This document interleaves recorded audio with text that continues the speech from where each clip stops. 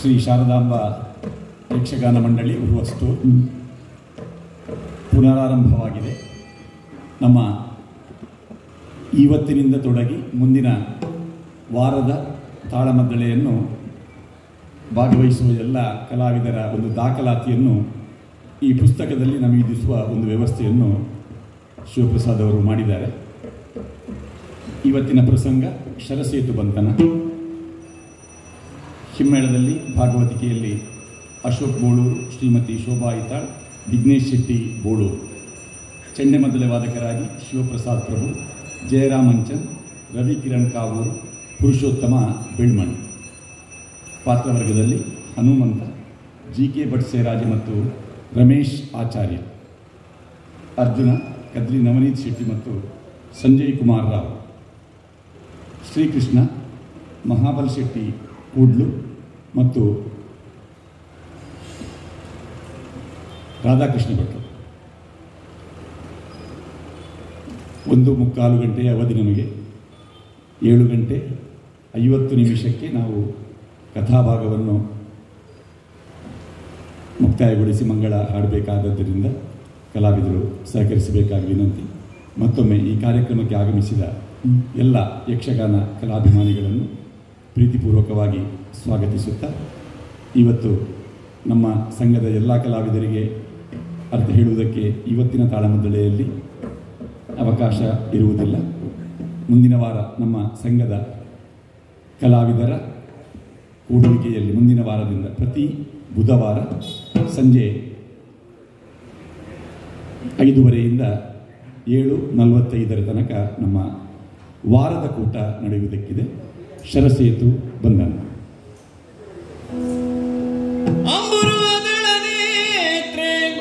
ಶ್ರೀ ದುರ್ಗಾಂಬಿಕೆಯ ಬಲಗೊಂಡು ಭಕ್ತಿಯೋಳ್ ಅಂಬಿಕಾ ಸುತ ವಿಘ್ನರಾಜನ ಬಿರಿದು ಸಂಸುತಿಸಿ ಅಂಬುನಿಧಿಯಾತ್ಮಜೆಗೆ ಕೈ ಮುಗಿದು ಅಂಬುಜಾಸನವೋ ಅಣಿಯರ ಪದಾಂಬುಜಗೆ ಬಡ ಮಡುದ ವಣಿಪೆನಿ ಕಥಾಮೃತ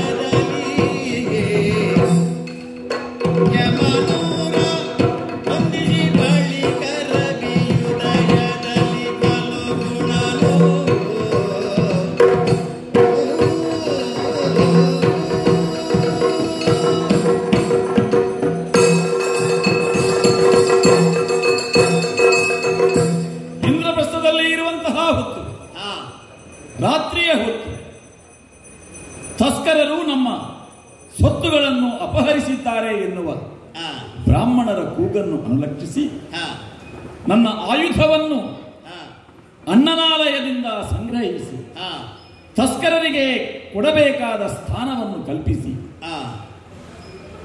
ಆ ಬ್ರಾಹ್ಮಣರನ್ನು ಸಮಾಧಾನಪಡಿಸಿ ಅವರ ಆಶೀರ್ವಾದವನ್ನು ಪಡೆದೆ. ನಂತರ ಅಣ್ಣನ ಅಪ್ಪಣೆಯನ್ನು ಪಡೆದೆ ತೀರ್ಥಯಾತ್ರೆಗೆ ನಾನು ಹೊರಟವ. ಪಂಚವಲ್ಲವೆನಿಸಿದಳು ಪಾಂಚಾಲಿ. ಆ ಸಂದರ್ಭದಲ್ಲಿ ನಮ್ಮಲ್ಲಿಗೆ ಆಗಮಿಸಿದಂತಹ ನಾರದರು ಸುಂದೋಪಸುಂದರ ಕಥೆಯನ್ನು ಹೇಳಿ 5 ಪಾಂಡವರು ದ್ರೌಪದಿಯನ್ನು ಯಾವ ರೀತಿಯಾಗಿ ಅನುಭವಿಸಬೇಕು ಎನ್ನುವುದಕ್ಕೆ ನಿಮ್ಮದೇ ಆದಂತಹ ನಿಯಮ ನಿಬಂಧನೆಗಳನ್ನು ಮಾಡಿಕೊಳ್ಳಿ ಎನ್ನುವ ಕಿವಿಮಾತನ್ನು ಹೇಳಿ ನಿರ್ಗಮಿಸಿದವರು. ಅದೇ ಪ್ರಕಾರ ನನ್ನ ಅಣ್ಣನಾದಂತಹ ಧರ್ಮಜ ದ್ರೌಪದಿಯೊಂದಿಗೆ ಏಕಾಂತದಲ್ಲಿದ್ದಂತಹ ಭವನವನ್ನು ನನ್ನ ಆಯುಧವನ್ನು ಸಂಗ್ರಹಿಸುವುದಕ್ಕಾಗಿ ನಾನು ಪ್ರವೇಶ ಮಾಡಿದ್ದು ಈ ತೀರ್ಥಯಾತ್ರೆಗೆ ಒಂದು ಕಾರಣವಾಯಿತು. ಅಣ್ಣನ ಆಜ್ಞೆಯನ್ನು ಪಡೆದು ಹೊರಟಿದ್ದೇನೆ. ಬೇಡ, ನೀನು ಹೋಗುವ ಅವಶ್ಯಕತೆ ಇಲ್ಲ ಎನ್ನುವ ಮಾತುಗಳನ್ನು ನನ್ನ ಅಣ್ಣ ನನಗೆ ಮನಮುಟ್ಟುವ ಹಾಗೆ ವಿವರಿಸಿ ಹೇಳಿದ್ದಾನೆ. ಆದರೂ ನಾನು ಹೊರಟು ನಿಂತವ.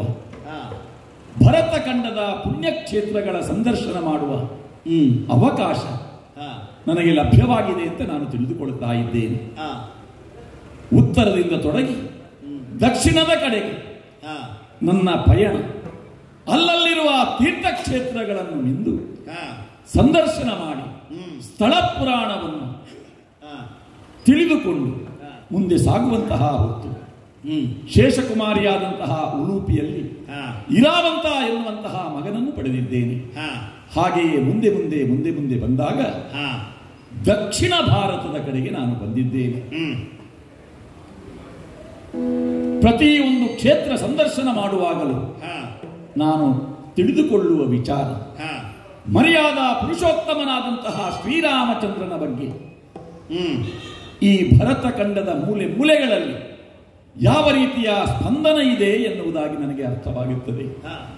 ಒಂದೊಂದು ಸ್ಥಳಕ್ಕೆ ಹೋದಾಗಲೂ ಇದು ಸೀತಾರಾಮರು ಅಡ್ಡಾಡಿದ ಸ್ಥಳ, ನಾಸಿಕ ಶೂರ್ಪನಖಿಯ ನಾಸಚ್ಛೇದವಾದಂತಹ ಸ್ಥಳ ಇದು. ಹೌದೌದು, ಪಂಪಾತೀರ್ಥ.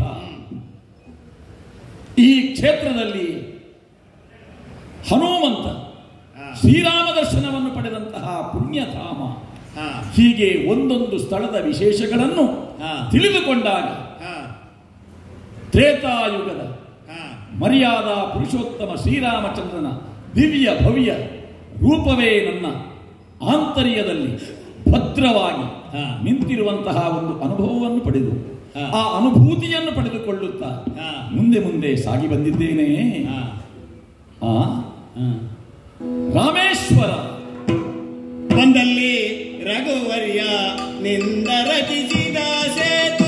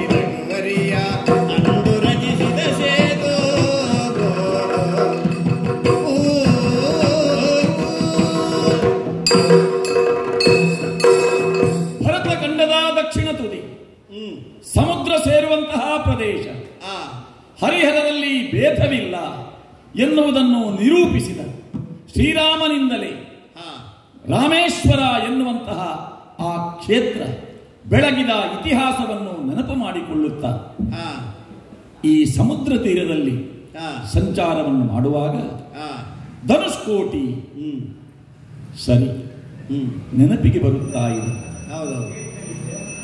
ರಾಮಾಯಣದಲ್ಲಿ ಸುಂದರಕಾಂಡ ಎನ್ನುವುದು ಬಹು ಆಪ್ಯಾಯಮಾನವಾದ ಒಂದು ವೈಶಿಷ್ಟ್ಯಪೂರ್ಣವಾದ ಕಥಾವಸ್ತುವನ್ನು ಹೊಂದಿರುವಂತಹ ಆಖ್ಯಾನ. ಆ ಹನುಮಂತ ಕಪಿವೀರರು 77 ಕೋಟಿ ಕಪಿನಾಯಕರು ಅಬ್ಬ ಅವರ ಸಾಹಸ ಗಾಥೆ ಇವೆಲ್ಲವನ್ನು ಪಂಪಾತೀರದಿಂದ ಇಲ್ಲಿಯ ತನಕ ಬರುವಾಗ ಅಲ್ಲಲ್ಲಿ ಅಲ್ಲಲ್ಲಿ ಅಲ್ಲಲ್ಲಿ ಅದನ್ನು ನೆನಪು ಮಾಡಿಕೊಂಡೇ ನಾನು ಬಂದವ. ನನ್ನ ತಲೆಯಲ್ಲಿ ಈಗ ರಾಮಾಯಣದ ಕಥೆಯೇ ಸುಳಿದಾಡುತ್ತಾ ಇದೆ. ಅದೇ ಗುಂಗಿನಲ್ಲಿದ್ದೇನೆ. ಮೇಲೆ ಸುಡುವಂತಹ ಸೂರ್ಯ. ಆ ಸೂರ್ಯನನ್ನು ಕಂಡಾಗ ಸೂರ್ಯನ ತಾಪ ನನಗೆ ಕಾಣುವುದಿಲ್ಲ.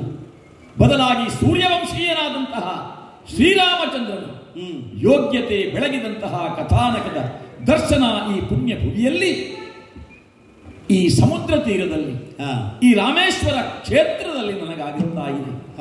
ಆ ಅನುಭೂತಿಯನ್ನು ಅನುಭವಿಸುತ್ತಾ ಮುಂದೆ ಸಾಗುತ್ತೇನೆ, ಮುಂದೆ ಸಾಗುತ್ತೇನೆ, ಮುಂದೆ ಸಾಗುತ್ತೇನೆ.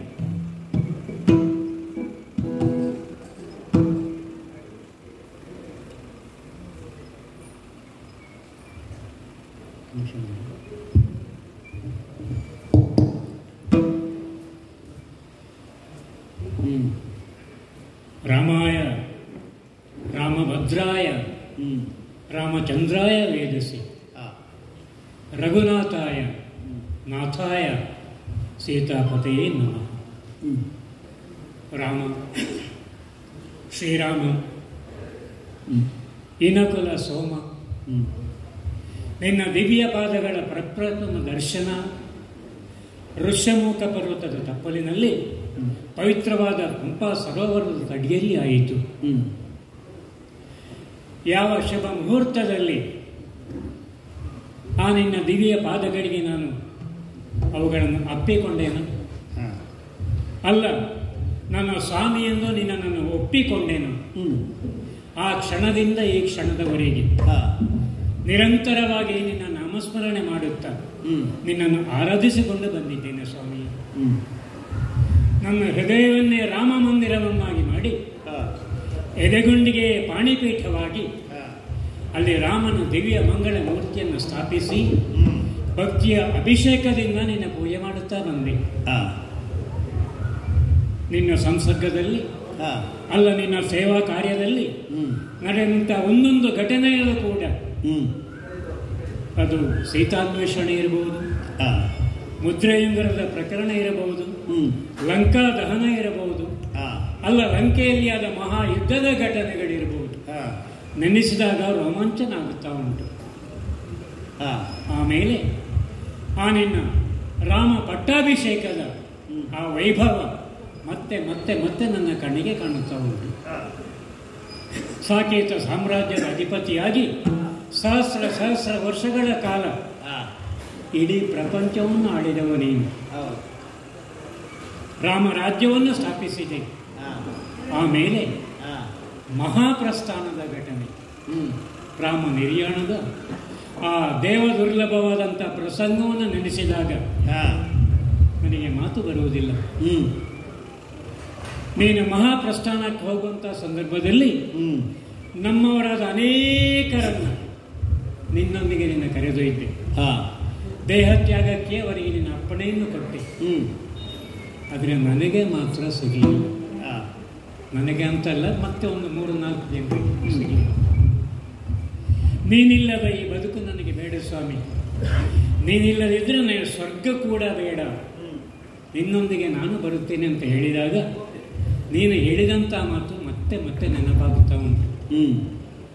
ಆಂಜನೇಯ, ನಿನ್ನ ಪ್ರಸ್ಥಾನಕ್ಕೆ ಇದು ಕಾಲ ಕೂಡಿ ಬರಲಿಲ್ಲ.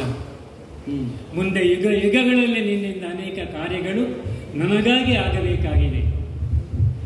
ಅಷ್ಟು ಮಾತ್ರವಲ್ಲ, ಚಿರಂಜೀವಿತ್ವವೂ ನನಗೆ ಕೊಡಲ್ಪಟ್ಟಿದೆ. ಈ ನಿಟ್ಟಿನಲ್ಲಿ ನೀನು ಬದುಕಿ ಉಳಿಯಬೇಕು. ಆಗ ನಾನೊಂದು ಬೇಡಿಕೆಯನ್ನಿಟ್ಟೆ, ಮತ್ತೆ ನಿನ್ನನ್ನು ಯಾವಾಗ ಕಾಣುವುದು ಸ್ವಾಮಿ ಎಂಬ ಹಾಗೆ. ಕಾಲ ಕೂಡಿ ಬರುತ್ತದೆ. ಮುಂದಿನ ಯುಗದಲ್ಲಿ ಇದೇ ಧನುಷ್ಕೋಟಿಯಲ್ಲಿ ನನಗೆ ನಾನು ಕಾಣಿಸಿಕೊಳ್ತೇನೆ ಎನ್ನುವಂಥ ಆಶ್ವಾಸನೆಯನ್ನು ಕೊಟ್ಟಿದ್ದೆ ಪ್ರಭು. ಆ ನೀಡಿದಂಥ ನಿನ್ನ ಆಶ್ವಾಸನೆಯೇ ನನ್ನ ಜೀವನದ ಉಸುರಾಗಿ ಈ ಬದುಕಿನ ಯಾನವನ್ನು ಕ್ರಮಿಸುತ್ತಾ ಬಂದಿದ್ದೇನೆ.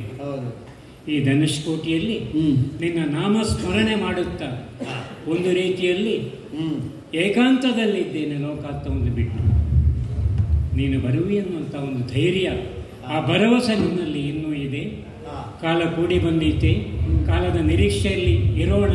ಸ್ವಾಮಿ ಬಂದಾನೆ ಬಂದಾನೆ ಬಂದಾನೆ. ಮರಳ ರಾಶಿಯ ಮೇಲೆ ವೃತ್ತ ಕಪಿಯೊಂದು ಕುಳಿತಿದೆ. ಆಶ್ಚರ್ಯ, ಸಮೀಪದಲ್ಲಿ ಯಾವುದೇ ಮರಗಳು ಕಾಣಿಸುತ್ತಾ ಇಲ್ಲ.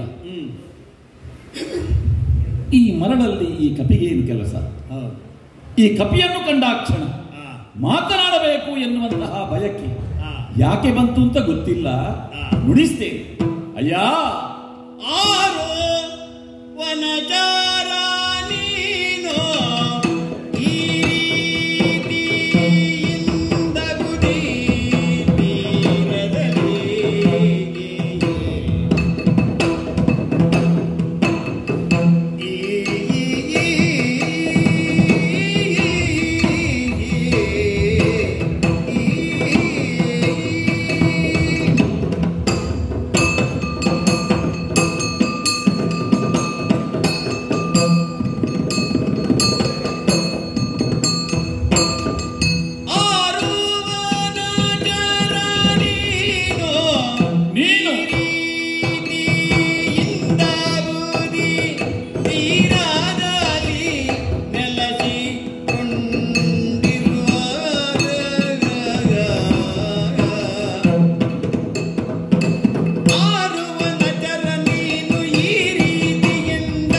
ತೀರದಲ್ಲಿ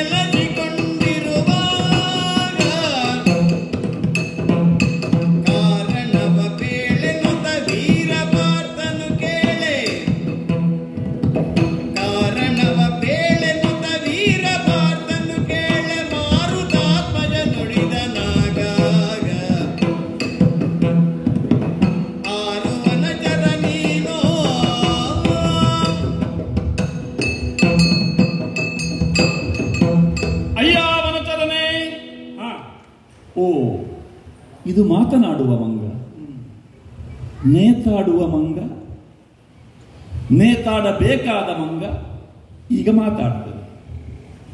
ನಿನ್ನಲ್ಲೇ ಕೇಳ್ತಾ ಇರುವುದು, ನಾನು ಕರೆದಾಗ ಸ್ಪಂದನ, ಶ್ರವಣ ಶಕ್ತಿ ಸರಿ ಇದೆ ಅಂತ ಗೊತ್ತಾಯಿತು, ಮಾತಾಡಲಿಕ್ಕೆ ಬರ್ತದೆ ಅಂತ ಅರ್ಥ ಆಯಿತು. ಅಯ್ಯ ಕಪಿಯೇ, ಮೇಲೆ ಸುಡುವಂತಹ ಬಿಸಿಲು, ಈ ಮರಳು ಕೂಡ ಸುಡುತ್ತಾ ಇದೆ. ಕಪಿ ಇರಬೇಕಾದ ತಾಣ ಮರ, ಆ ಮರ ಈ ಮರ, ಆ ಮರ ಈ ಮರ ಅಂತ ಮರದಿಂದ ಮರಕ್ಕೆ ಲಂಘಿಸಿ ಫಲವಸ್ತುಗಳನ್ನು ಭುಂಜಿಸಬೇಕಾದ ಕಪಿವರ್ಗಕ್ಕೆ ಸೇರಿದ ನೀನು ಈ ಮರಳ ರಾಶಿಯಲ್ಲಿ ಸುಡು ಬಿಸಿಲಲ್ಲಿ ಕುಳಿತುಕೊಂಡು ಏನು ಮಾಡ್ತಾ ಇದ್ದೀಯಯ್ಯ? ಯಾಕೆ ಇಲ್ಲಿ ನೀನು ಬಂದದ್ದು? ಯಾಕೆ ಇಲ್ಲಿ ಕುಳಿತಿದ್ದಿ? ಎದುರಿಗೆ ಕಾಣುತ್ತಿರುವುದು ಸಮುದ್ರ, ಸಮುದ್ರದಲ್ಲಿರುವುದು ಜಲಚರಗಳು, ಜಲಚರಗಳನ್ನು ತಿನ್ನುವಂತಹ ಜಾತಿಗೆ ಸೇರಿದವ ನೀನಲ್ಲ. ಯಾಕೆ ಇಲ್ಲಿ ಕುಳಿತಿತ್ತು ಅಂತ ಗೊತ್ತಾಗಲಿಲ್ಲ, ಹೇಳಬಹುದಾ? ಅಯ್ಯ, ರಾಮಧ್ಯಾನದಲ್ಲಿ ನಾನು ಮೈಮರೆತಿದ್ದೆ. ಯಾಕೋ ಗೊತ್ತಿಲ್ಲ, ಹಠಾತ್ತನೆ ನಿನ್ನಿಂದ ಆಕರ್ಷಿಸಲ್ಪಟ್ಟೆ. ಕಣ್ಣು ಮುಚ್ಚಿ ರಾಮಧ್ಯಾನದಲ್ಲಿದ್ದ ನಾನು ಕಣ್ಣು ತೆರೆದಾಗ ಕಂಡದ್ದು ನಿನ್ನನ್ನು, ನಿನ್ನ ವ್ಯಕ್ತಿತ್ವವನ್ನು ಕಿರೀಟ ಕುಂಡಗಳಿಂದ ಒಪ್ಪಿ ಹಾರ ಕೈಯೂರಾದಿಗಳನ್ನು ಧರಿಸಿ ಬೆನ್ನಲ್ಲಿ ಕಟ್ಟಿದಂಥ ಬತ್ತಳಿಕೆ, ಕೈಯಲ್ಲಿ ಧರಿಸಿದಂಥ ಬಿಲ್ಲು, ಮುಖದಲ್ಲಿರುವಂಥ ವರ್ಚಸ್ಸು, ಗಂಭೀರವಾದಂಥ ನಿನ್ನ ವಾಣಿ, ಇದನ್ನೆಲ್ಲ ಕೇಳಿದಾಗ ಅರೆ ಕ್ಷಣ ಪಕ್ಕನೆ ಅವನವಂತ ಆಯಿತು ನನಗೆ. ಯಾರ ಒಂದು ಭ್ರಮೆ, ಯಾರ ಹಿಂದೆಯೇ ನನಗೆ ಆಗಿತ್ತು. ಅವಳು ಎನ್ನುವ ಭ್ರಮೆ ಆಗಿತ್ತು. ಲಂಕೆ ನೋಡಿದ್ರೆ ವರ್ಚಸ್ಸು ಹೌದು, ಗಂಭೀರವಾದ ಮುಖಮುದ್ರೆ ಹೌದು, ಮಾತಿನ ದಾಟಿ ಎಲ್ಲ ಅವನದ್ದೇ. ಆದರೆ ಕೆಲವೊಂದು ವ್ಯತ್ಯಾಸಗಳು ಗೋಚರ ಆಗ್ತಾ ಉಂಟು. ನೀನು ನೀಲ ನಿಭಾಂಗನಲ್ಲ, ಅವನಲ್ಲ, ನಾನು ಅಲ್ಲ, ಅರವಿಂದ ದಳಾಯತ ನೇತ್ರನೂ ಅಲ್ಲ, ರಘುಕುಲ ತಿಲಕನಲ್ಲ, ಆದರೆ ಸತ್ಕುಲ ಪ್ರಸೂತ ಎನ್ನುವುದರಲ್ಲಿ ಅನುಮಾನವೇ ಇಲ್ಲ. ನಿನ್ನ ಸ್ಪಷ್ಟವಾದಂತಹ ಮಾತಿನ ಶೈಲಿ, ಆ ಉಚ್ಚಾರ ಇದನ್ನೆಲ್ಲ ತಿಳಿಸದೆ ನೀನೊಬ್ಬ ಸತ್ಕುಲ ಪ್ರಸೂತ ಹಾಗೂ ವೀರಾಗ್ರಣಿ ಎಂಬುದಾಗಿ. ಆದ್ರಿಂದ ಸಂಬೋಧಿಸುವುದಕ್ಕೇನೂ ಕಷ್ಟ ಇಲ್ಲ. ವೀರಾಗ್ರಣಿ ಯಾರು ನೀನು ಅಂತ ಮಾತಾಡುವುದಕ್ಕೆ ಆರಂಭಿಸಿದೆ. ನೇರವಾಗಿ ಉತ್ತರ. ಆ ಆಮೇಲೆ ಹಾ. ಮಾತು, ಹಾ. ಮಾತಿಗೆ ಮಾತು ಅಲ್ವಾ? ಹಾ ನಾನೊಬ್ಬ ವನೌಸಕ, ಹಾ ವನೌಕಸ, ಹಾ ದಿವಕೋಸರು ಅಂತ ಇದ್ದಾರಲ್ಲ, ಹಾ. ಹಾಗೆ ಹಾ ನೀ ಹೇಳಿದೆಯಲ್ಲ ಹಾ 6 ವನಾಚಾರ. ಹಾ ಅಲ್ಲ, ವನಾಚಾರ ಅಂದರೆ ಅದಕ್ಕೆ ಬೇರೆ ಬೇರೆ ಅರ್ಥ ಉಂಟು. ಹಾ ಸರಳ ಅರ್ಥ ವನದಲ್ಲಿ ಸಂಚಾರ ಮಾಡುವ ಅಂತ. ಹಾ ಹಾಗಂತ ಜಲಚರರಿಗೂ ವನಚರ ಅಂತ ಅರ್ಥ ಉಂಟು. ಹಾ ನೀರಿಗೂ ವನ ಅಂತ ಒಂದು ಹೆಸರು ಉಂಟು. ಹಾ ನನ್ನ ರೂಪದಿಂದ, ಹಾ ನನ್ನ ದೇಹದ ಲಕ್ಷಣಗಳಿಂದ ಹಾ ನೀನು ಹೇಳಿದ್ದು ಸರಿ. ಹಾ ನೀನು ನರ, ನಾನು ವಾನರ. ಹಾ ಇಲ್ಲಿ ಯಾಕೆ ಇದ್ದಿ? ಹಾ ಈ ಪ್ರಶ್ನೆ. ಅಬುದಿ ತೀರದಲ್ಲಿ ನೀನೇನು ಮಾಡ್ತಾ ಇದ್ದಿ? ಮತ್ತೂ ಒಂದು ಉಂಟು. ಹಾ ಈಗ ನಿನಗೆ ಕೆಲವು ಸಂದೇಹ ಬಂತು. ಹಾ ಏನೋ ಕಾಡಿಂದ ದಾರಿ ತಪ್ಪಿ ಇಲ್ಲಿಗೆ ಬಂದದ್ದ, ಹಾ ಅಲ್ಲ ನೀರು ಕುಡಿಯುವುದಕ್ಕೆ ಬಂದು ಹಾ ಹಿಂದೆ ಹೋಗ್ಲಿಕ್ಕಾಗದೆ ಇಲ್ಲಿ ಬಿದ್ದುಕೊಂಡಿದ್ದದ್ದು. ಹಾ ಹಾಗೇನೂ ಅಲ್ಲ. ನಾನು ಅಷ್ಟು ದುರ್ಬಲನಲ್ಲ. ಹಾ ನೀನು ತಿಳಿದಷ್ಟು ಹಾ ದುರ್ಬಲನಲ್ಲ. ಈ ಕೆಲವು ಮಂಗಗಳು ಹಾ. ಮರದಿಂದ ಮರಕ್ಕೆ ಹಾರುವಾಗ ಹಾ. ಎಲ್ಲಿಯಾದ್ರೂ ಕೈ ಜಾರಿ ಬಿದ್ದರೆ ಹ್ಮ್. ಆ ಮಂಗಗಳು ಜಾತಿಯಿಂದ ಹೊರಗೆ ಆಗ್ತದೆ, ಹಾ. ಮತ್ತೆ ಗುಂಪಿಗೆ ಸೇರಿಸಿಕೊಳ್ಳುವುದಿಲ್ಲ. ಹಾ. ಹಾಗೆ ಎಲ್ಲಿಯಾದ್ರೂ ಜಾರಿ ಬಿದ್ದ ಮಂಗನು ನೀನು? ಖಂಡಿತ ಅಲ್ಲ. ಹಾ. ಮರಗಳಿಂದ ಬೀಳುವುದಲ್ಲ. ಹಾ ಎಂಥ ದೊಡ್ಡ ಗಾತ್ರದ ಮರಗಳನ್ನಾದರೂ ಬೀಳಿಸುವ ಹಾ. ಈ ಮಂಗ. ಹಾ ಒಂದು ಕಾಲದಲ್ಲಿ ಅದನ್ನು ಮಾಡಿದವನೇ ಇದ್ದೇವೆ. ನಿನ್ನ ಪರಿಚಯ? ಪರಿಚಯ ಹಾ ಸಾಮಾನ್ಯವಾಗಿ ಪರಿಚಯ ಬಗ್ಗೆ ಹೇಳುವಾಗ ಹಾ ಗೋತ್ರ, ಪ್ರವರ ಹಾ. ಇದೆಲ್ಲ ಹೇಳಬೇಕಾಗ್ತದೆ. ಹಾ ಅದೆಲ್ಲ ಹೇಳಿದ್ರೆ ಬಹಳ ದೊಡ್ಡ ಕಥೆ ಆದೀತು. ಹಾ ಈ ಸುಡು ಬಿಸಿಲಿನಲ್ಲಿ ಹಾ. ನಿನಗೆ ಕಷ್ಟ ಆದೀತು. ನೀನು ಯಾರು ಉತ್ತರವನ್ನು ಕೇಳಿದ? ಅದಕ್ಕೆ ಉತ್ತರ ಸಿಕ್ಕಿದ್ರೆ ಅಲ್ವಾ? ಹಾ ಆದ್ರಿಂದ ನೇರವಾಗಿ ಹಾ. ತಂದೆಯಿಂದ ಪ್ರಾರಂಭ ಮಾಡ್ತೇನೆ. ಅದು ಸರಿ. ನನ್ನ ತಂದೆ ಪ್ರಾಣಾರೂಪ ನೆನಿಪ ವಾಯೋವೇ ಜನಕ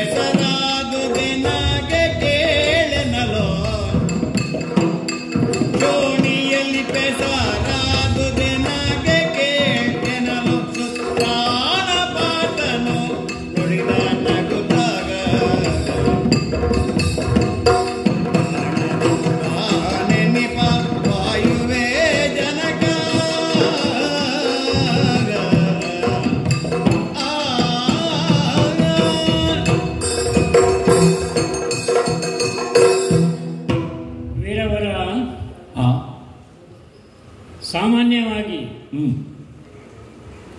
ಮನುಷ್ಯರು ಅಂತಲ್ಲ, ಮಂಗಗಳು ಅಂತಲ್ಲ, ಯಾವುದೇ ಒಬ್ಬ ಜೀವಿ ಹಾ ಅವ ಬದುಕಿದ್ದಾನೋ ಸತ್ತಿದ್ದಾನೋ ಹಾ ಇದು ನಿರ್ಣಯ ಆಗುವುದು ಹೇಗೆ? ಹಾ ಉಸಿರಾಟದಿಂದ ಅಲ್ವಾ? ಹೌದು.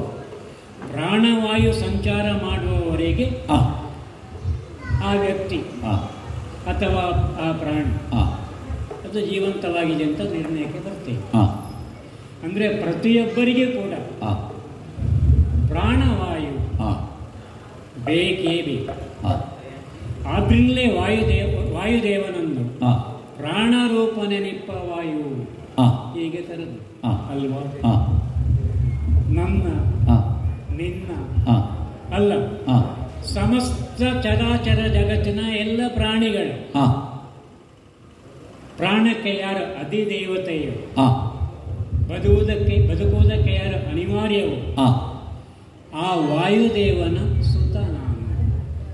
ವಾಯುಪುತ್ರ. ವಾಯುದೇವನ ಸುತ, ವಾಯು ಸಂಜಾತ. ವಾಯುಪುತ್ರ. ಹೌದಪ್ಪ. ಹಾ ಹಾ ಹಾ. ಬರೇ ಮಗ ಅಂತ ಹೇಳಿದ್ರೆ ಸಾಕಾಗ್ತದ? ಹಾ. ಹೆಸರು ಏನಂತಲೂ ಬೇಕಲ್ಲ. ಅಂದ್ರೆ ವಾಯುಪುತ್ರರು ನಮ್ಮಲ್ಲೂ ಕೂಡ ಇದ್ದಾರೆ. ಅದೇ ಹೇಳಿದ್ ನಾನು. ಈ ವಾಯುಪುತ್ರ ಯಾರು ಅಂತ ಆಗಬೇಕಲ್ಲ ಅಲ್ವಾ? ಹಾ.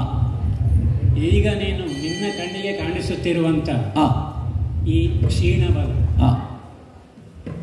ಈಗ ಕಾಣುತ್ತಿರುವ ಹಾ. ಕ್ಷೀಣ ಬಲ ಹಾ.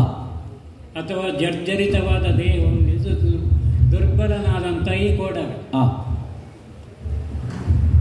ಇವನನ್ನು ಹಾ. ಶೋಣಿಯಲ್ಲಿ ಹಾ. ಹನುಮ ಎಂಬಾಗೆ ಕರೆಯುತ್ತಾರೆ. ಶೋಣಿಯಳು ಹನುಮ ಎಂಬ ಹೆಸರೇನಾಗಿ ಹನುಮ. ಹೌದಪ್ಪ. ಅಂದ್ರೆ ಹಾ ಹಾ. ಶೋಣಿಯಲ್ಲಿ ಹನುಮನೆಂದು ನಾನು ಪ್ರಖ್ಯಾತ ಅಂತ ಹೇಳಲಿಕ್ಕೆ ಹೊರಟದ್ದಲ್ಲ. ಹಾ. ನಾನು ಪ್ರಖ್ಯಾತ ಅಂತ ಉದ್ಘಾಟಿಸಿಕೊಳ್ಳುವ ವ್ಯಕ್ತಿಯೇ ಅಲ್ಲ. ಹಾ. ಪ್ರಖ್ಯಾತ ಅಂತ ಹೇಳಬೇಕಾದ್ರೆ ಹಾ. ಅಲ್ಲ, ಕೆಲವರು ಹೇಳೋದುಂಟು ಲೋಕ ಪ್ರಖ್ಯಾತ, ಹಾ. ಲೋಕ ವಿಖ್ಯಾತ. ಹಾ. ಆ ಲೋಕ ಎಷ್ಟು ದೊಡ್ಡದು ಅಂತ ಪ್ರಶ್ನೆ ಬರ್ತದೆ ಹಾ. ಅಲ್ವಾ? ಹಾ. ಒಂದು ಸಣ್ಣ ಊರಿಗೂ ಹಾ. ಲೋಕಕ್ಕೂ ಅಲ್ಲ ವಿಶ್ವಕ್ಕೂ ಹಾ. ವ್ಯತ್ಯಾಸ ಇಲ್ವ? ಹಾ. ಅದೇನೇ ಇರಲಿ, ಹಾ. ಸಾಮಾನ್ಯವಾಗಿ ಪ್ರಾಪಂಚಿಕರು ಹಾ. ಅಥವಾ ಲೋಕ ವ್ಯವಹಾರದಲ್ಲಿ ನನಗೆ ಇದಿರಾದವರು, ಹಾ. ನನಗೆ ಸಂಬಂಧಪಟ್ಟವರು, ಅವರೆಲ್ಲ ನನ್ನನ್ನು ಹನುಮ ಎಂಬ ಹಾಗೆ ಕರೆಯುತ್ತಾ ಇದ್ದಾರೆ. ವಾಯು ಸಂಜಾತ ಹನುಮಂತ ನಾನು. ಈಗ ವಾಯು ಸಂಜಾತರಲ್ಲಿ ಹನುಮಂತ, ವಾಯು ಸಂಜಾತರು ಅನೇಕ ಮಂದಿ ಇದ್ದಾರೆ. ಹಾ. ಈ ಹನುಮಂತ ಹಾ. ಈ ಹೆಸರು ಕೂಡ ಹಾ. ಈಗ ನಮ್ಮಲ್ಲಿ ಹಾ. ರಾಮ ಅಂತ ಹೇಳುವವರು ಎಷ್ಟು ಮಂದಿ ಇದ್ದಾರೆ? ಹಾ. ಇದ್ದಾರೆ. ಇದ್ದಾರೆ. ಪುರಾಣದ ವ್ಯಕ್ತಿಗಳ ಹೆಸರನ್ನು, ಹಾ. ಪ್ರಸಿದ್ಧಿಯನ್ನು ಪಡೆದವರ ಹೆಸರನ್ನು ಮುಂದಿನ ತಲೆಮಾರಿಗೆ ಇಟ್ಟುಕೊಳ್ಳುವಂತಹ ಒಂದು ವ್ಯವಸ್ಥೆ ಇದೆ. ಮತ್ತೆ ಕೆಲವು ಸಮುದಾಯಗಳಲ್ಲಿ ಹಾ. ಅಜ್ಜನ ಹೆಸರನ್ನು ಮೊಮ್ಮಗನಿಗೆ ಇಡುವ ಪರಂಪರೆ ಕೂಡ ಇದೆ. ಇದು ಯಾವ ಹನುಮ? ಅಲ್ಲ, ಹಾಗಿದ್ರೆ ನಿನಗೆ ಹಾ. ಎಷ್ಟು ಹನುಮಂತರನ್ನು ಗೊತ್ತಿದೆ ಅಂತ ನಾನು ಕೇಳಬೇಕಾಗ್ತದೆ. ಅಲ್ಲ, ನಾನು ತಿಳಿದ ಒಬ್ಬ ಹನುಮ. ಅದೇ ಅಲ್ಲಿಗೆ ಬರೋದು ನಾನು. ಹಾ. ಅದಕ್ಕೆ ಮೊದಲೇ ಹೇಳಿದ್ದು, ತಂದೆಯಿಂದ ಆರಂಭ ಮಾಡಿ. ಅಲ್ಲ, ತಂದೆ ಗೊತ್ತಾಯಿತು. ಕೇವಲ ನಾನು ಹನುಮಂತ ಅಂತ ಹೇಳಿದರೆ ಹಾ. ಅಲ್ವಾ? ಹಾ. ವಾಯು ಸಂಜಾತ ಹನುಮಂತ, ಹನುಮಂತ ಒಬ್ಬನೇ. ವಾಯುವಿನ ಮಗ ಹನುಮಂತ ಇರೋದು ಪ್ರಪಂಚದಲ್ಲಿ ಒಬ್ಬನೇ, ಹಾ. ನಾನು. ಆಂಜನೇಯ. ಹೌದು, ಆಂಜನೇಯ. ಆಂಜನೇಯ ಮಗನಾದ್ದರಿಂದ ಆಂಜನೇಯ. ನೀನು ಹನುಮಂತ, ಆಂಜನೇಯ. ಹನುಮ ನೀನೆಂದೆಂಬೆ ತನುವ ನೋಡಿದಡೆ, ಹನುಮ ನೀನೆಂದೆಂಬೆ ತನುವ ನೋಡಿದಡೆಗೆ ಕಡಜುಣುಗಿ ನಂದದೊಳ್ಳಿರುವೇಕೆ ಕನತರದ ಗಾಯ ಮಾತಂಗೆಂದು ಜನರು ಇರುವರೆನಲು ಮಾರುದಿ ಎಂದ ನನಗೇಗೆ ಹನುಮ ನೀನೆಂದೆಂಬೆ.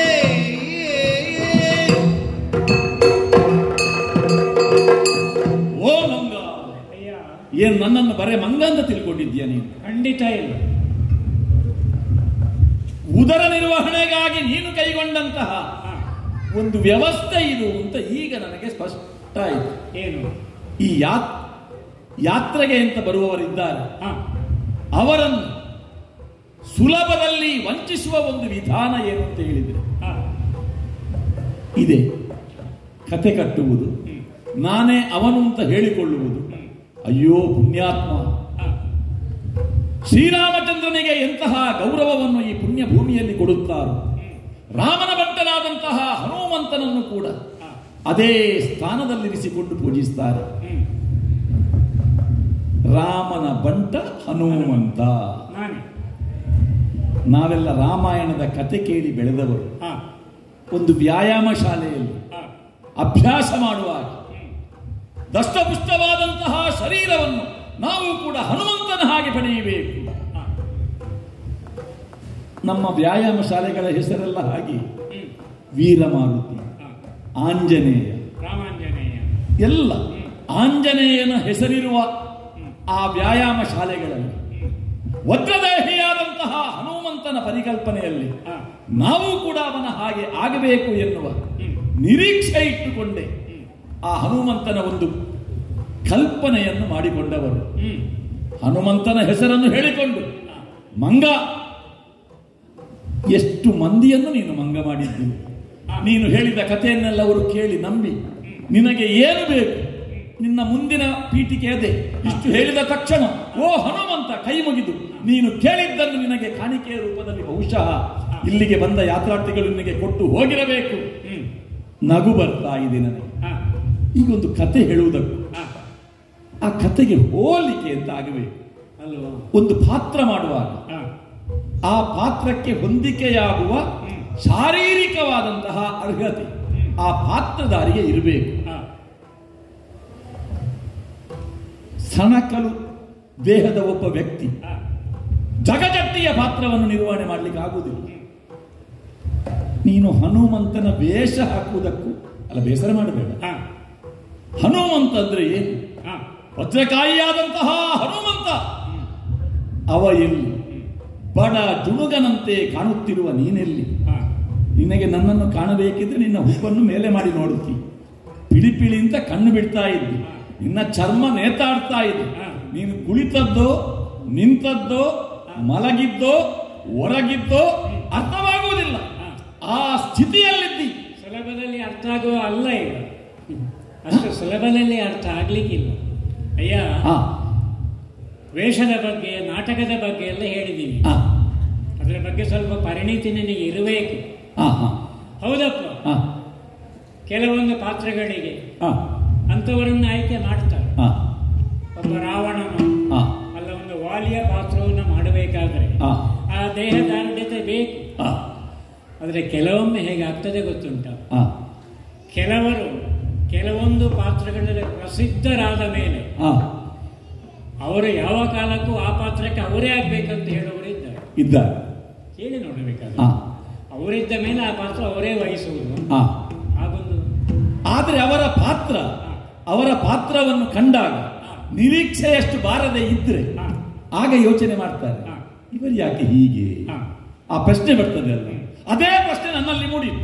ಒಂದು ವೇಳೆ ನೀನು ಹೇಳಿದ ಹಾಗೆ ಹನುಮಂತನೇ ನೀನು ಆಗಿದ್ರೆ ಹೀಗೆ ಆಗಿದ್ದಿ ಅಲ್ಲ. ಈಗ ನಿಮಗೆ ಅನುಮಾನ ಯಾಕೆ ಬಂದದ್ದು? ಅದೇ ನಿನ್ನ ಶರೀರದ ಪ್ರತಿಯನ್ನು ಕಂಡಾಗಲೇ ಅನುಮಾನ ಬಂದದ್ದು. ನೀನು ಕೇಳಿದ ಹನುಮಂತ ವಜ್ರಕಾಯ ಅಲ್ವಾ? ಅವ ಎಲ್ಲಿ? ಬಡ ಜುಣುಗನಂತೆ ಕಾಣುತ್ತಿರುವ ನೀನೆಲ್ಲಿ?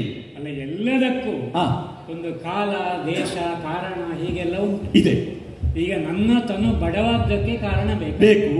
ಅಯ್ಯ ಕೇಳು, ಹೇಳಯ್ಯ ನಮ್ಮ ತನು ಬಡವಾದುದ.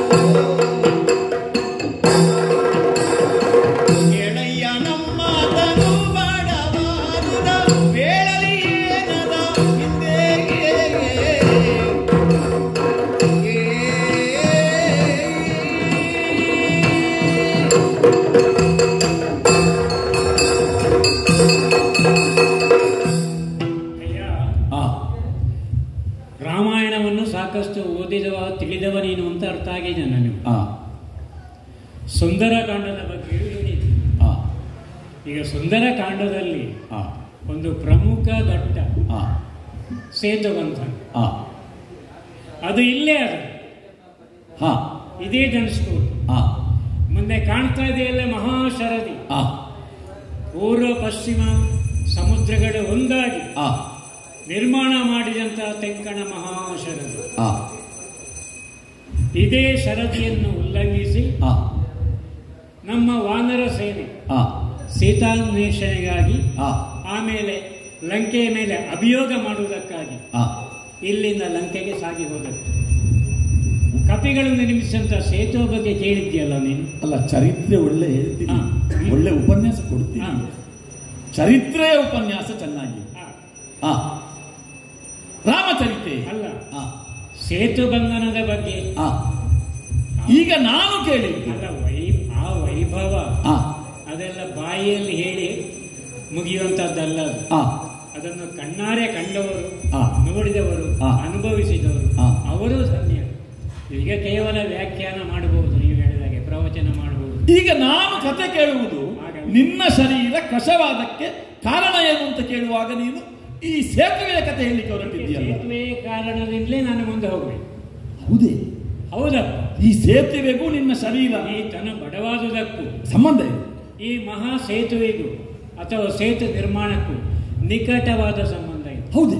ಹೌದಪ್ಪ. ಕೇಳಿರ್ಬೋದು ನೀನು. ಸಮಸ್ತ ವಾನರ ಕುಲದಲ್ಲಿ ಸರ್ವಶ್ರೇಷ್ಠ ವಾಸ್ತು ತಜ್ಞನಾದಂತ ಆ ನಳನ ನಿರ್ದೇಶನದಲ್ಲಿ ಶತಯೋಜನ ವಿಸ್ತೀರ್ಣವಿರುವಂತಹ ಈ ಶರದಿಗೆ ನಿರ್ಮಿಸಿದಂತ ಸೇತುವೆ. ಅದಕ್ಕೆ ಸೇತುವೆ ನಿರ್ಮಾಣ ಮಾಡಿದ್ದು ಹೇಗೆ ಗೊತ್ತುಂಟಲ್ಲ ನಿನಗೆ? ಅಲ್ಲಿಗೆ ಸಂದಂತ ಪರ್ವತಗಳೆಷ್ಟು, ಬೆಟ್ಟಗಳೆಷ್ಟು, ಕಲ್ಲುಗಳೆಷ್ಟು, ಮರಗಳೆಷ್ಟು, ಇದನ್ನೆಲ್ಲ ಸಂಗ್ರಹಿಸಿದ್ದು ಯಾರು? ನಾವು ಕಪಿವೀರರು, ಕಿಷ್ಕಿಂಧೆಯ ವಾನರ ವೀರರು ಇದನ್ನೆಲ್ಲ ಸಂಗ್ರಹಿಸಿ ತಂದಕ್ಕೆ. ಗೊತ್ತಿರ್ಬೋದು ನಿನಗೆ. ಜಾಂಬವರು ಮೇರು ಪರ್ವತವನ್ನೇ ತರುವುದಕ್ಕೆ ಹೋಗಿ ಅಂಗದ ಕೈಲಾಸ ಪರ್ವತವನ್ನೇ ಅಲ್ಲಾಡಿಸಿದ್ದಾರೆ. ನಾನೇ ಮಂದರ ಪರ್ವತವನ್ನು ತರುವುದಕ್ಕೆ ಮುಂದಾಗಿ ನಾವೆಲ್ಲ ಕಪಿವೀರರು ದೊಡ್ಡ ದೊಡ್ಡ ಬೃಹತ್ ಗಾತ್ರದ ಬೆಟ್ಟಗಳನ್ನು ಗುಡ್ಡಗಳನ್ನು ಕಿತ್ತು, ಮರಗಳನ್ನು ಕಿತ್ತು ಇದೇ ಹೆಗಲಲ್ಲಿ ಹೊತ್ತು ತಂದು ಒಟ್ಟಿದ್ದು ಈ ಸಮುದ್ರಕ್ಕೆ ಸೇತುವೆ ಕಟ್ಟುವುದು. ಆಮೇಲೆ ನಳನ ನಿರ್ದೇಶನದಲ್ಲಿ ಸೇತು ನಿರ್ಮಾಣವಾದವು. ಶತಯೋಜನ ವಿಸ್ತೀರ್ಣ. ತಗಲಿದ ಸಮಯ ಎಷ್ಟು? ಕೇವಲ 4 ದಿನ. ಚೈತ್ರ ಶುದ್ಧದ ದಶಮಿ ಎಂದು ಆರಂಭವಾದದ್ದು, ಕೊನೆಗೆ ತ್ರಯೋದಶಿ ಎಂದು ಮುಕ್ತಾಯವಾದದ್ದು. ಕೇವಲ 4 ದಿವಸದಲ್ಲಿ ನಿರ್ಮಾಣವಾದಂಥ ಸೇತುವೆ. ಇದೇ ಸೇತುವೆ ಮೇಲೆ ರಾಮ ಲಕ್ಷ್ಮಣರು 77 ಕೋಟಿ ಕಪಿ ನಾಯಕರು. ಅದೆಲ್ಲ ಲೆಕ್ಕ ನಿನಗೆ ಅರ್ಥ ಆಗ್ಲಿಕ್ಕಿಲ್ಲ. 18 ಪದ್ಮ ಅಂತ ಹೇಳ್ತಾರೆ. 18 ಪದ್ಮ ವಾನರು.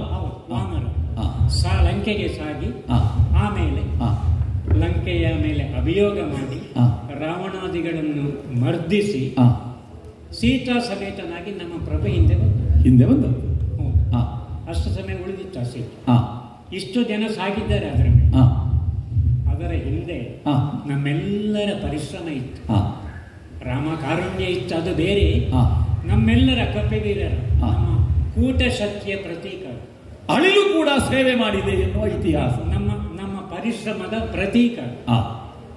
ಇಷ್ಟೆಲ್ಲ ಕೆಲಸ ಮಾಡಿ ಕೇವಲ 4 ದಿವಸದಲ್ಲಿ ಇಂಥ ಮಹಾನ್ ಕಾರ್ಯವನ್ನು ಮಾಡಿ ಇಂಥ ಮಹಾನ್ ಸೇತುವೆಯನ್ನು ನಿರ್ಮಿಸಿ ನಮ್ಮ ದೇಹಕ್ಕೆ ಆಯಾಸ ಆದ್ರೆ ತಪ್ಪ. ನಾವೆಲ್ಲ ಘನ ಪರಾಕ್ರಮಿಗಳಿದ್ದಿರಬಹುದು, ದೀರ್ಘ ದೇಹಿಗಳಿದ್ದಿರಬಹುದು, ಒಬ್ಬೊಬ್ಬರಲ್ಲೂ ಅತುಲ ವಿಕ್ರಮ ಇದ್ದಿರಬಹುದು. ಆದ್ರೆ ಪ್ರಾಕೃತಿಕವಾದೊಂದು ಶಿಥಿಲತೆ ಬರುವುದಂತ ಉಂಟಲ್ಲ, ಅದರ ಪರಿಣಾಮವಾಗಿ ವಜ್ರ ದೇಹಿಗೆ ಕೂಡ ಸ್ವಲ್ಪ ಜರ್ಜರಿತ ಬಂತು, ದೇಹದಲ್ಲಿ ಶಿಥಿಲತೆ ಬಂತು.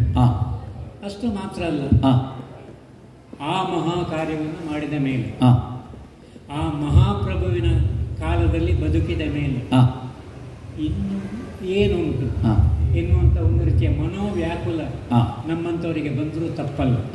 ಅದು ಒಂದು ಕಾರಣ.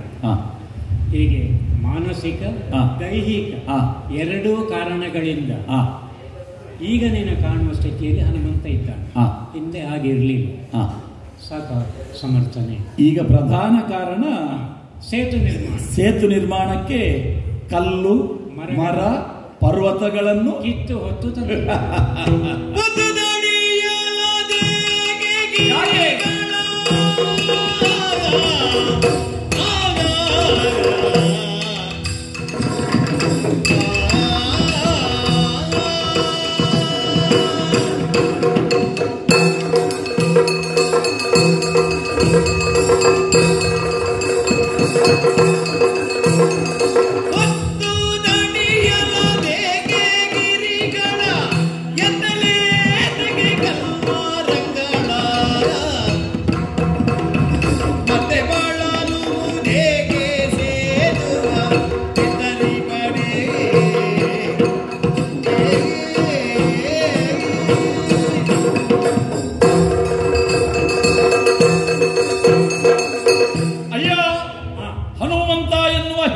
ಕಪಿ ರಾಮಾಯಣದ ಕಥೆಯನ್ನು ಬಹಳ ಚೆನ್ನಾಗಿ ವಿವರಿಸಿದೆ.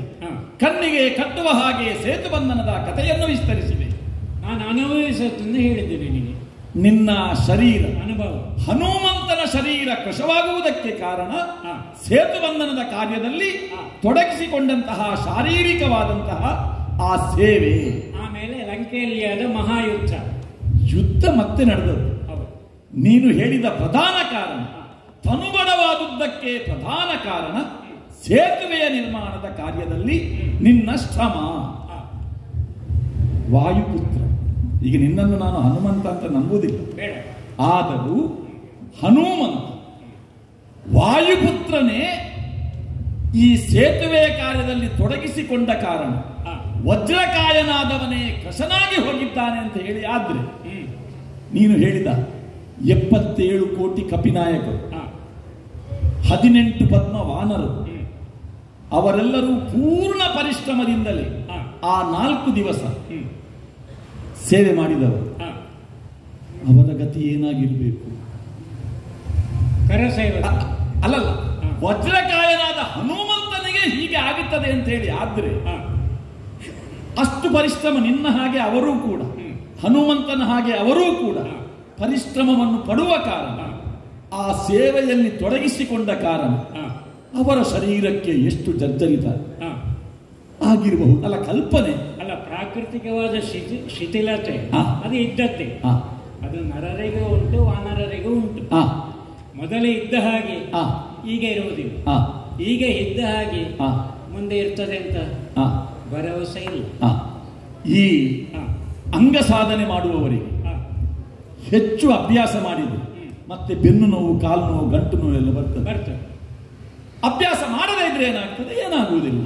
ಹಾಗಿದ್ರೆ ಸೇವೆಯಲ್ಲಿ ತೊಡಗಿಸಿಕೊಂಡ ಕಾರಣ ಇಂಥ ಕಷಕಾಯ ಬಂದಿದೆ. ಒಂದು ವೇಳೆ ಆ ಸೇವೆ ಮಾಡದೇ ಇರ್ತಿದ್ರೆ ನಾವು ಆರೋಗ್ಯವಾಗಿ ಇರುತ್ತಿದ್ದೆವು ಎನ್ನುವ ಭಾವ ಬರಕೂಡದಲ್ಲ. ಪಶ್ಚಾತ್ತಾಪವೇ ನಮಗಿಲ್ಲ, ನಿಮಗೆ ಇಲ್ಲ. ಆದ್ರೆ ನನ್ನ ಯೋಚನೆಯ ದಿಕ್ಕು ಹೇಗೆ ಇದೆ? ರಾಮಾಯಣದ ಕಾಲ ಈ ಕಪಿಗಳನ್ನು ದುಡಿಸಿಕೊಳ್ಳುವುದಕ್ಕಾಗಿ ರಾಮದೇವರು ಇಷ್ಟು ಕೆಲಸವನ್ನು ಅವರ ಕೈಯಿಂದ ಮಾಡಿಸಿದ್ದಾರೆ. ಇದೆಲ್ಲ ಅಗತ್ಯ ಇತ್ತ ಅಂತ ನಾನು ಕೇಳುವುದು. ಈ ಮರ, ಎಷ್ಟು ಮರಗಳನ್ನು ತೆಗೆದಿದ್ದೀರು. ಮುಂದೊಂದು ಕಾಲದಲ್ಲಿ ಪರಿಸರ ನಾಶ ಮಾಡಿದ್ದು ಯಾರು? ಫಲಭರಿತವಾದ ಮರಗಳನ್ನೆಲ್ಲ ಕಿತ್ತು, ಬೇರು ಸಹಿತ ಕಿತ್ತು, ವೃಕ್ಷನಾಶ, ಬೆಟ್ಟ ಗುಡ್ಡ ಯಾವುದು ಸಿಗದಿದ್ರೆ ಕೈಲಾಸ ಪರ್ವತ ಅದನ್ನೇ ಅಲುಗಾಡಿಸುವುದಕ್ಕೆ ಹೋದವರು. ಅಯ್ಯ, ನಿರ್ಮಾಣ ಕಾರ್ಯಗಳಲ್ಲಿ ಇಂಥದ್ದೆಲ್ಲ ಬೇಕಾಗ್ತದೆ. ಈಗ ನಿನ್ನ ಅಖಂಡ ಭರತ ಖಂಡದಲ್ಲಿ ಅದೆಷ್ಟು ದೇವಾಲಯಗಳಿವೆ, ಅದೆಲ್ಲ ಅದಕ್ಕೆ ಮರ ಕೊಟ್ಟರೆ ಪರಿಸರ ನಾಶ ಆದೀತು ಅಂತ ಕೂತ್ರೆ ದೇವಾಲಯವ ಅಲ್ಲ ಗರ್ಭಗುಡಿಯ ಅಲ್ಲ ಧ್ವಜಸ್ತಂಭವ ಇದೆಲ್ಲ ಆಗುವುದಕ್ಕುಂಟ. ಅಲ್ಲ, ಮರ ಇದ್ರೆ ಮರ ಮತ್ತು ಅದಕ್ಕೆ ಬೇಕಾದ ಪರಿಕರಗಳು ಬೇಕಿದ್ರೆ ಒಂದು ಭವ್ಯ ದೇಗುಲ ನಿರ್ಮಾಣ ಆಗುತ್ತದೆ. ಅದು ಅಗತ್ಯ ಉಂಟ ಅಂತ ಕೇಳುವುದು. ಒಳ್ಳೆಯ ಕಾರ್ಯಕ್ಕಾಗಿ ಮಾಡಿ. ಅಲ್ಲ, ನಾನು ಅಗತ್ಯ ಉಂಟ ಅಂತ ಕೇಳುವುದು. ಈಗ ಸೇತುವೆ ಮಾಡುವುದಕ್ಕಾಗಿ ಎಷ್ಟು ಮರಗಳು, ಎಷ್ಟು ಪರ್ವತಗಳು. ಅದೇ ಈ ಪ್ರಾಂತ್ಯದಲ್ಲಿ ಬರುವಾಗ ಯಾವುದೇ ಗುಡ್ಡಗಳೆಲ್ಲ ಕಾಣುವುದಿಲ್ಲ, ಎಲ್ಲ ನೆಲಸಮಾಗಿ ಹೋಗಿದೆ. ಇದನ್ನೆಲ್ಲ ತಂದದ್ದು ಹಾಕಿದ್ದು ಸಮುದ್ರಕ್ಕೆ. ಇದೆಲ್ಲ ಅಗತ್ಯ ಉಂಟ ಅಂತ ಕೇಳುವುದು ನಾನು. ಮತ್ತೆ ಅಗತ್ಯ ಇತ್ತ? ಬೇಡುವ? ನಾವಿರ್ಲಿಲ್ಲ ಆ ಕಾಲದಲ್ಲಿ. ಬಿಡುಬಿಡಿ ಸೇತುವನ್ನು ಬಲಿಬಡಿ